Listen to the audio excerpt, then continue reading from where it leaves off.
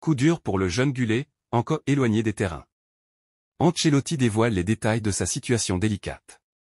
Est-ce un recul temporaire ou une rechute? Les réponses vous attendent, mais ce n'est pas le seul obstacle que le Real Madrid doit surmonter. Bienvenue sur Madridista Galactico, où l'inattendu règne en souverain dans le domaine du football. Aujourd'hui, le Real Madrid traverse des turbulences inattendues, avec des blessures et des rebondissements qui secouent le Santiago Bernabéu. Restez avec nous, car les coulisses du football prennent vie. Décidément, rien ne semble sourire à Arda Güler, déjà absent des terrains d'entraînement après son arrivée en provenance du Fenerbahçe contre 20 millions d'euros. La jeune pépite turque, 18 ans, n'a toujours pas disputé la moindre minute de jeu avec le Real Madrid. Bien qu'il soit revenu dans le groupe madrilène lors de la réception du Rayo Vallecano le week-end dernier, 0-0, sans fouler la pelouse, l'international a finalement subi un revers, comme l'a expliqué Carlo Ancelotti en conférence de presse ce vendredi. Malheureusement, cela s'est produit avant le match contre Braga, victoire du Real Madrid 3-0 à domicile, note de la rédaction. Cela le gêne encore, ce n'est pas grave, évidemment, il est déprimé parce qu'il veut jouer. C'est un recul, mais ce n'est pas une rechute. Nous avons toute la trêve pour qu'il revienne le mieux possible, a expliqué l'entraîneur italien de la Casablanca face aux journalistes avant d'affronter le Valence CF lors de la 13e journée de la Liga. Eder Militão, après une blessure grave, voit enfin la lumière au bout du tunnel. Lors de la première journée de la Liga face à l'Athletic Bilbao, le Real Madrid enregistre un premier coup dur avec la grave blessure d'Eder Militão. À la suite d'un mauvais appui, le défenseur brésilien était contraint de sortir sur blessure. Au lendemain de la victoire des Merengues, le diagnostic tombait, et l'international Auri Verde, 30 sélections, 2 buts, victime d'une rupture des ligaments croisés, se voyait éloigné des terrains pendant plusieurs mois, avec un passage obligé sur le billard. Ce vendredi matin, Relevo a donné des nouvelles du joueur de 25 ans. Opéré avec succès le 17 août, l'ancien joueur du FC Porto n'a depuis pas ménagé ses efforts et travaille quotidiennement chez lui ainsi qu'à Valdebebas pour récupérer le plus rapidement possible. Selon les estimations du média espagnol, Eder Militão devrait reprendre le travail individuel sur le terrain au cours du mois de décembre avant de réintégrer l'entraînement collectif en 2024. Une lueur d'espoir pour le Real Madrid qui mise sur une reprise rapide.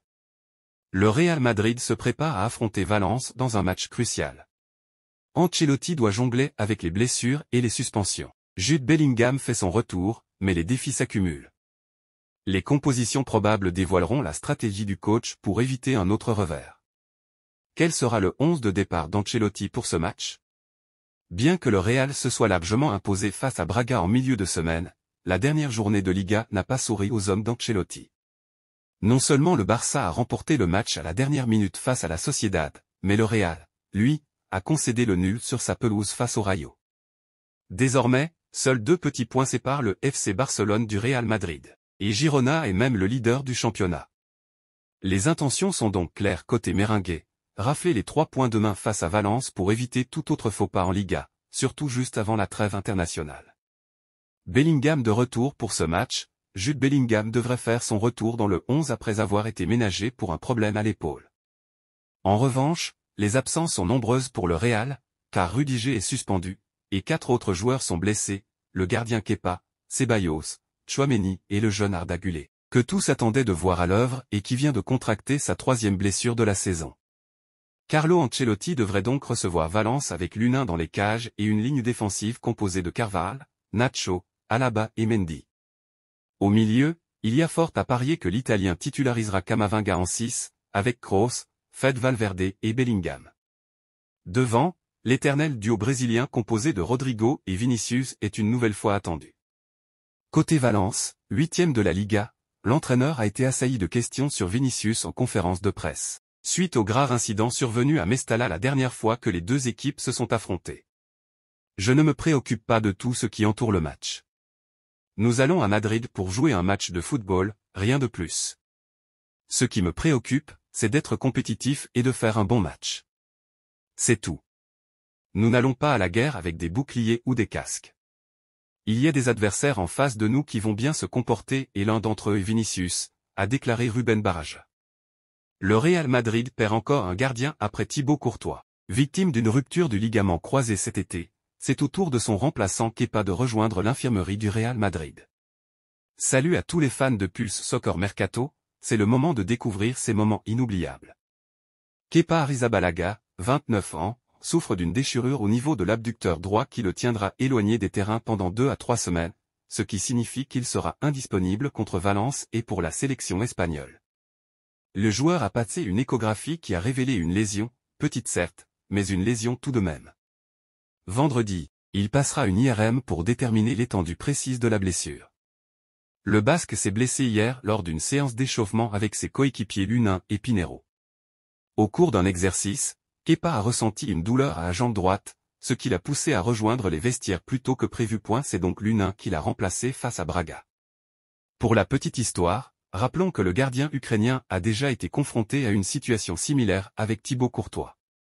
Le 5 février dernier, le Belge s'est blessé lors de l'échauffement avant un match à Majorque. Lunin sera de retour dans les buts samedi contre Valence, 21h, après avoir été très bon hier puisqu'il a arrêté un pénalty et réalisé une belle parade en fin de match qui a permis aux hommes d'Ancelotti de repartir avec le 3-0. Rappelons que Kepa a été choisi pour pallier l'absence de longue durée de Courtois.